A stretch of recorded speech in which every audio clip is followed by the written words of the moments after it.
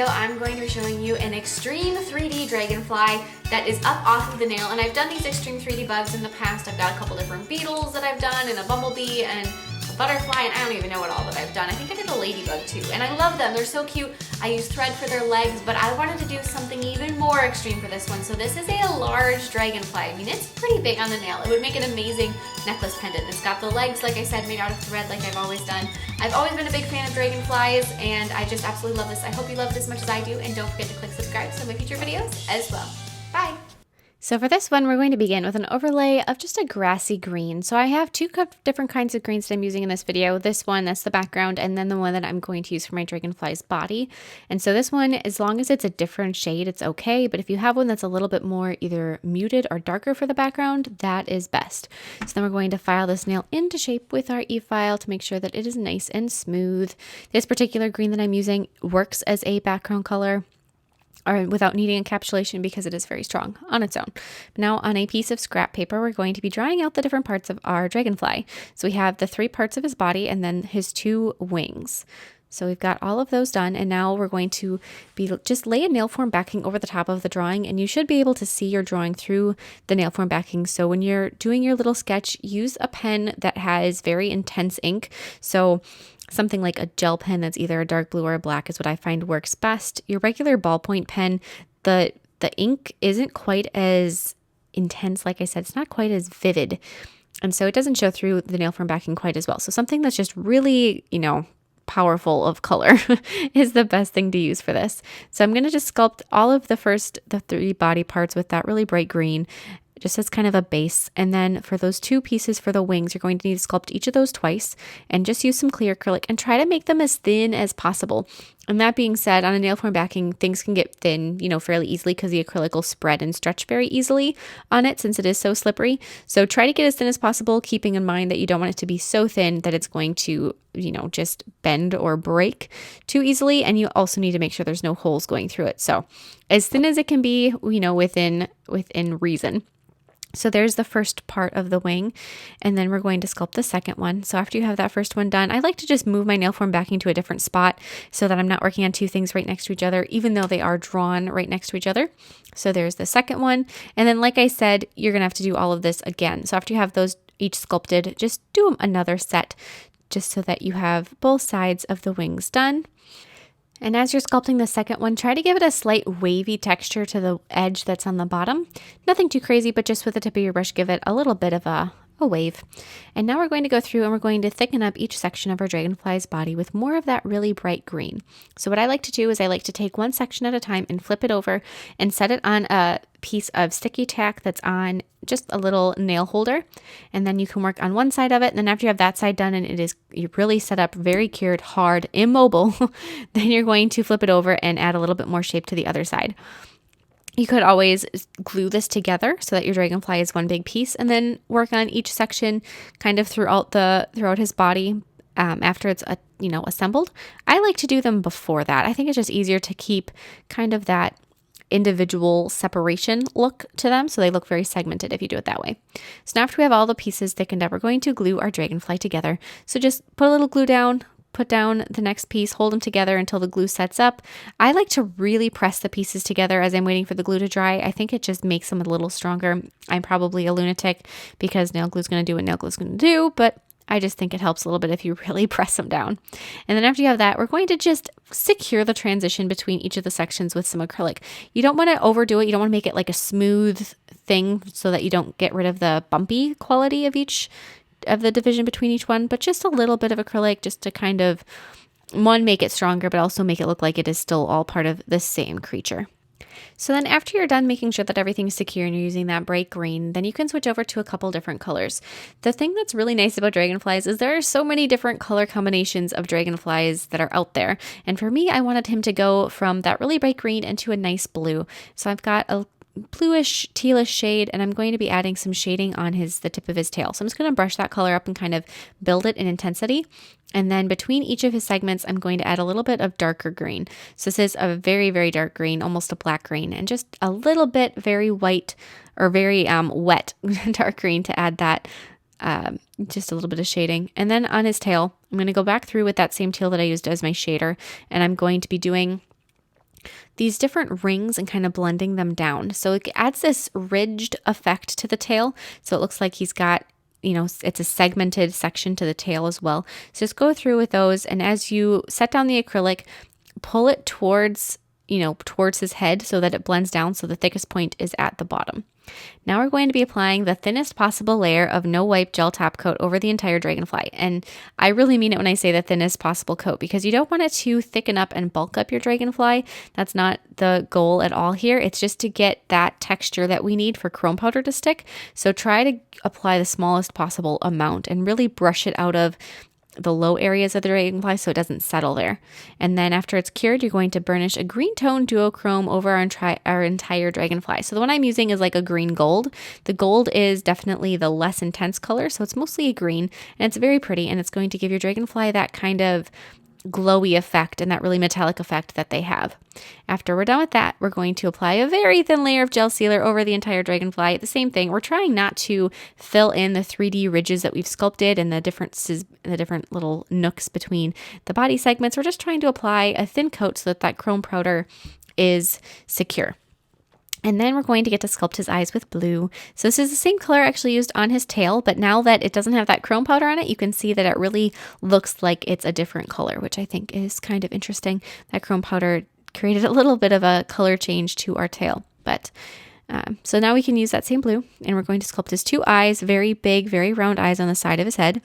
And while we're doing that, I just want to take a moment to just say, if anybody isn't subscribed to my channel and you are enjoying this video, please take the time to subscribe and also hit the little notification bell so that you don't miss any future videos. Because if you're into all of this crazy 3D stuff, I do it, 3 times a week. So don't want to miss anything. But now we're going to be cutting out 6 pieces of thread, and I like to use upholstery thread because it's a little bit thicker, and I'm going to tie a knot in the middle of each of those pieces of upholstery thread. As you can see, my gloved fingers are not really feeling tying little knots, but we got it. So tie those knots into all 6 of your tiny pieces of thread, and then we're going to be gluing his legs onto the undersides of his body.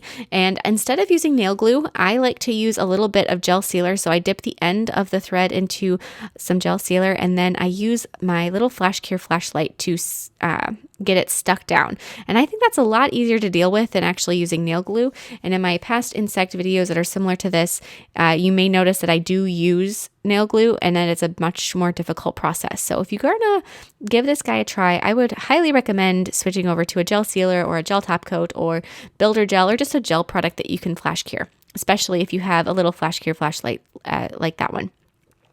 So now after we have the legs on, I'm going to be sculpting a clear riser on a nail form backing. So what this is the purpose of this little bit is to hold the Dragonfly's belly off of the nail so that it looks like he is standing up on his legs.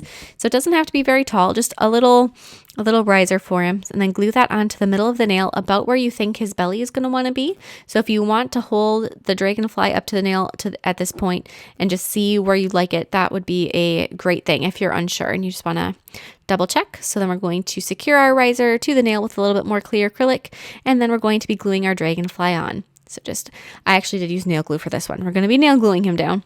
And just hold that in place until the nail glue sets up. And then after that looks pretty good, then you're going to go under the nail with a little bit more clear acrylic just to make sure that he is fully secured to that riser. You don't want any bits of this to be falling apart. Trust me, it's no fun. Have anybody else done that? You're almost done with a piece and then you drop it, or your cat flips it on the floor and it breaks? No fun at all. But then after you have that done and he's definitely secure to the nail, then you're going to trim off the extra length of the thread for his legs, and then you're going to attach each toe area to the nail.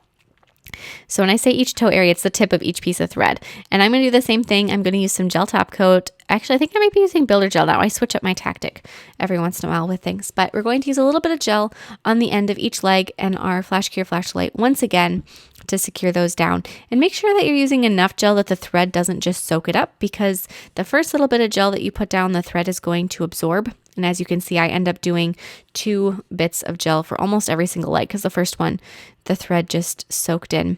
And that's kind of a point of to mention, is that with any kind of design like this, the best tool to have in your tool belt is patience, because typically these things take 2 to 3 tries for doing some of the crazy stuff, and you just have to know that and go into it with a a notion in your mind that it may not happen on the first try. So now with some gel sealer, we're going to be attaching those wings, those beautiful clear wings. And instead of doing both sides of the wings on the left and then both pieces of the wings on the right, I would go and do one on each side just to make sure that the symmetry stays there so that you don't end up a little bit crooked. And after you have those all done, then we're going to be adding some texture to his legs with some clear builder gel. And this is a step that I haven't done in my previous insect videos, and I absolutely love it. I just took some builder in a bottle and I painted it on the thread on each section of the legs just to give them some roundness and some height and some extra thickness, and I think it added a really nice really nice texture to the legs. So we're just going to be doing that. You want them to be thicker towards the knot for the upper section and towards the foot for the lower section. And now on our wings, we're going to be applying a very thin layer of foil glue gel. So that's over the wings and over the eyes. And this foil glue gel, if you've never seen it before, I know that they have it on Amazon, and there's a couple different nail art companies that sell it as well, but it's a very sticky product. So after you cure it, it has a very sticky finish on it. Not necessarily like a slimy sticky, like a regular gel inhibition layer, but just a tacky layer. So what it's going to do is after it's cured, then you can press your foils on and it transfers beautifully. I know Nao has a foil transfer glue. It's one company that I can think of off the top of my head. But after you do that, we're going to be pressing a clear holographic foil onto our wings just to give them that kind of dragonfly aura. Dragonflies have that wonderful metallic quality that I mentioned before when we were putting the chrome over his body. So it's the same thing on the wings. You just want them to have this color shift. And then for the eyes, I have a piece of green, teal, and blue foil, and I'm going to be pressing little sections of each of those colors onto his eyes. So I'm going to start with the green in the middle and then use the teal around that and the blue on the outer edges where it'll stick. And that just gives it a little bit more of a metallic finish than even chrome would. And I actually really like using foil for this type of situation because it just has a different look to it and it really looks like what you want it to look like. So now on our dragonfly for the wings, we're going to be doing the little bits of veining and detailing with some black paint. And when you're doing these, try to use the thinnest, smallest brush that you have, because you want these lines to be so thin that they almost kind of disappear and they don't look like all these different lines. They just look like, part of the wing, almost like they're, ingrained in it. And it's kind of important to try to just take your time and do little tiny lines. The other thing to look at when you're doing these is after you do one side, you can kind of do what you want on the first side, but then you want to try to mimic it on the other side. Just like a butterfly. If you're painting a butterfly, you can pretty much have free reign to do whatever you want on the first side for the wings, but then you want some symmetry. So just kind of remember what you did, because sometimes that's the biggest clue. You can be like, well, I can see it, but how did I do that? Especially with these little veining lines. So just kind of be conscious of what you're doing and try to make them as symmetrical as possible. And then down his tail and down his back, I'm going to be doing just some black lines and some subtle little detail on him there. And then the same thing, kind of outlining his eyes just a little bit around the eye area. And now we're going to be applying a layer of matte gel top coat over the nail and over the dragonfly's body. So when you're doing it over the dragonfly's body, again, thinnest layer that you possibly can. And there's a lot of layers of gel on this nail. And I guess when I was sculpting, I didn't have that in mind. So maybe sculpt your dragonfly a little bit more thin and narrow so he doesn't look as bulky. But then apply a layer of gel sealer over the wings and over the eyes, and that foil on the wings and the eyes will just shine so beautifully. And then this nail is done. I'm also going to apply some gel sealer over the builder gel on his legs too. I forgot to mention that part, but then we're all done. I love it. I have always loved dragonflies, and like I said, I think this would make a gorgeous necklace, especially if I reinforce those wings a little bit so they weren't quite so thin. But I just love it. I hope you guys love it as much as I do. And if you've ever done any crazy 3D beetles or bugs or insects or anything of that nature, I would love to see them because these are right up my alley. And I will see you guys next time. Bye.